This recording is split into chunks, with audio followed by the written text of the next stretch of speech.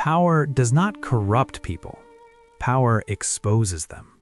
Some of the most gifted leaders in history didn't fall because they were weak. They fell because they stopped controlling their desires.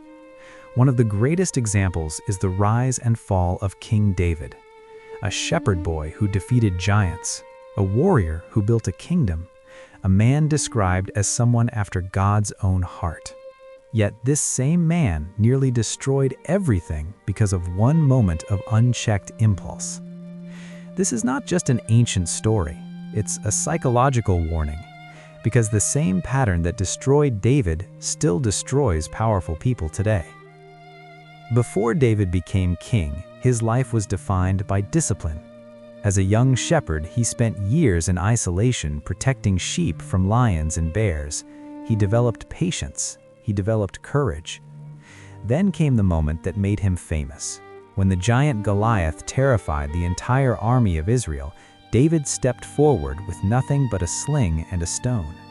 He defeated the giant and became a national hero. But here's something important. David's early success came from self-control. He waited years before becoming king. He refused to kill his enemy even when he had the chance. He trusted timing instead of forcing outcomes. Psychologically, David had strong impulse control, and that's what made him dangerous to his enemies. But later, something changed. The fall of great people rarely begins with a dramatic collapse. It begins with comfort. At the height of his power, David was no longer fighting battles. He was no longer struggling for survival. One evening, while walking on the roof of his palace, he saw a woman bathing. Her name was Bathsheba. She was married. Her husband, Uriah the Hittite, was one of David's loyal warriors.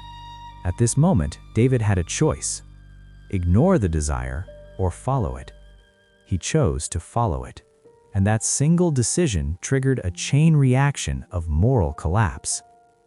Psychologists describe something called impulse override failure. It happens when a person who usually has strong self-control suddenly stops enforcing their own boundaries. Why? Because power creates a dangerous illusion. When people become successful, they start believing rules no longer apply to them. David was king. No one could challenge him. No one could question him. So, desire became permission. After bringing Bathsheba to the palace, she became pregnant. Now David had a problem. Instead of confessing the mistake, he tried to cover it up. First, he attempted manipulation, then deception. Finally, he arranged for Uriah to be placed on the battlefield where he would be killed. A man who once refused to kill his enemies now caused the death of one of his most loyal soldiers. This is how impulse works. It never stops at the first mistake. It demands more lies to protect the first lie. Eventually, the truth reached David through a prophet named Nathan. Nathan didn't accuse David directly. Instead, he told a story. A rich man with many sheep stole the only lamb belonging to a poor man. David became furious. He demanded justice. Then Nathan spoke the words that shattered the king's illusion. "You are the man." In that moment, David saw himself clearly. The warrior who once protected the weak had become the oppressor. The man who once trusted God had trusted his impulses instead.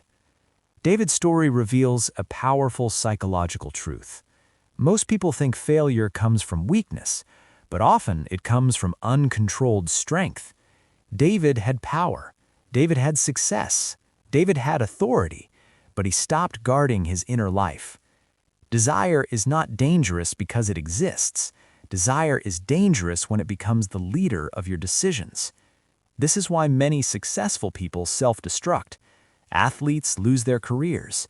Business leaders destroy their companies. Influencers ruin their reputations. Not because they lacked talent, because they stopped controlling their impulses. David eventually repented and rebuilt his life, but the consequences of that moment followed him for years. His story leaves us with one uncomfortable question. If a king chosen by God could fall because of one unchecked desire, what about us? The real battle in life is not against giants. It's against the impulses no one else can see. And the people who win that battle are the ones who learn to master themselves.